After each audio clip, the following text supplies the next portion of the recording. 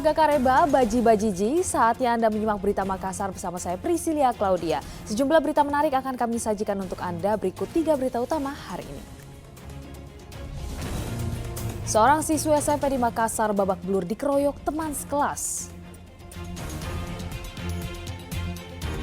Komplotan geng motor menyerang perumahan pejabat pemerintah Provinsi Sulawesi Selatan di Jalan Hertasning, Kota Makassar. Nikmati kesejukan udara sekaligus keindahan panorama air terjun Salubiraya di Kabupaten Sinjai.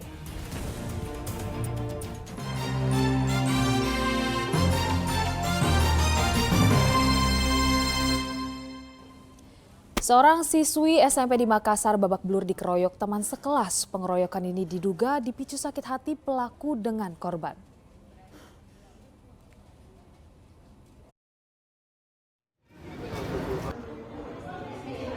Seorang siswi SMP di Kota Makassar dirawat di Rumah Sakit Umum Haji Makassar dalam kondisi kritis.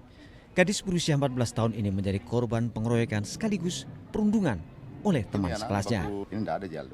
Korban menderita luka memar pada bagian wajah, diduga akibat pukulan benda tumpul. Orang tua korban telah melaporkan kasus ini ke polisi yang bergerak cepat melakukan pemeriksaan. Pengeroyokan diduga dipicu sakit hati pelaku dengan korban. Dinas Pendidikan Kota Makassar juga berupaya melakukan mediasi. Keterangan pelaku kan itu nilainya 0, jadi kita tidak berpatok dengan keterangan pelaku. Ya karena bisa saja nanti dia berbohong atau mengelak. Makanya kita lagi menunggu kondisi korban betul-betul fit. Nah, nanti keterangan dari dia bagaimana. Karena saat ini kalau dari hasil interogasi para pelaku hanya satu orang saja yang mukul. Kami juga sudah tadi diundang semua masing-masing orang tua. Tadi juga ini saya perintahkan Kabid Dikdas kami dengan bersama kepala sekolah langsung ke rumah sakit dan laporan bahwa tidak lama akan mungkin keluar malam ini anak. Karena shock kan, ini kan shock tadi ini. Malam ini keluar, kemudian saya langsung bicara langsung tadi dengan keluarganya. Kebetulan ada keluarganya salah satu juga pejabat fungsional kami di Diknas. Kita cari baiknya. Karena anak-anak itu biasanya kalau kita masuk ini kan persoalan anak-anak biasa gesekan ketersinggungan, ini kan bisa baik kembali kan, akhirnya kita nanti bisa saja nanti ini anak baik orang tua yang ini, sehingga begitu juga saran polisi bahwa bagaimana kita mediasi dan tentunya saya selaku Kepala Dinas Pendidikan ini menjadi perhatian bagi saya bagaimana pendidikan ke depan akan lebih baik supaya tidak terjadi. 4 orang yang diduga terlibat pengeroyokan telah diperiksa, namun statusnya masih sebagai saksi. Polisi tetap menunggu kondisi korban pulih dari trauma untuk mendapatkan keterangan lebih jelas. Andi Muhammad Sardi melaporkan dari Kota Makassar.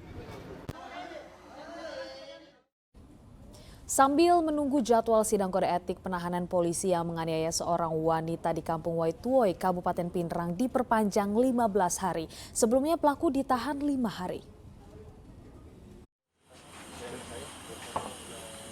Penahanan anggota Polres Pindrang berpangkat Aibda yang menganiaya seorang wanita di Kampung Waituoi diperpanjang 15 hari. Pelaku juga masih menunggu jadwal sidang kode etik untuk memutuskan hukuman.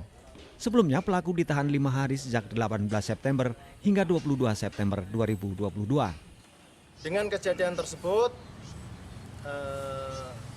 kami memproses mengamankan Aibda S, kita tempatkan di tempat khusus selama 15 hari. Selama 15 hari. Jadi perlu saya klarifikasi. Kenapa hanya kita tempatkan khusus 15 hari dan akan kami kenakan tindakan sidang pelanggaran disiplin. Jadi korban atas nama 3 membuat surat pernyataan. Di sini surat pernyataannya ada. Nah, ini surat pernyataan dari perempuan atas nama perempuan 3 untuk tidak menuntut secara hukum. Karena memang antara oknum kepolisian Aibda S dengan perempuan atas nama 3 ini masih ada hubungan keluarga. Jadi mereka sudah menyelesaikan secara kekeluargaan dan korban membuat pernyataan untuk tidak menuntut secara hukum. Selain dari korban membuat surat pernyataan untuk tidak menuntut secara hukum, surat perdamaian juga sudah dibuat kedua belah pihak, kedua belah keluarga. Diselesaikan secara kekeluargaan yang dituangkan dalam berita acara perdamaian. Selain penahanan, pelaku terancam sanksi demosi melalui sidang kode etik profesi jika terbukti melanggar kode etik. Demosi merupakan pembinaan polisi dari posisi yang ditempati ke jabatan lebih rendah. Sanksi demosi tercantum dalam Peraturan Kepolisian Negara Republik Indonesia Nomor 19 Tahun 2012 tentang susunan organisasi dan tata kerja Komisi Kode Etik Kepolisian Negara Republik Indonesia. Rekaman video pelaku menganiaya korban di kampung Waituai beredar di masyarakat. Penganiayaan terjadi karena korban dituding sempat mengancam orang tua pelaku. Tidak terima orang tuanya diancam, pelaku menemui korban. Namun korban membantah melakukan pengancaman. Pelaku yang masih diselimuti emosi tetap menampar korban. Meskipun sepakat berdamai, penahanan berlanjut dan pelaku terancam sanksi demosi melalui sidang kode etik kepolisian. Suardi Katang melaporkan dari Pindrang. Komplotan geng motor menyerang perumahan pejabat pemerintah Provinsi Sulawesi Selatan di Jalan Hertasning, Kota Makassar. Motif penyerangan diduga dipicu kekecewaan kawanan geng motor yang tidak terima judi balap liar dibubarkan polisi.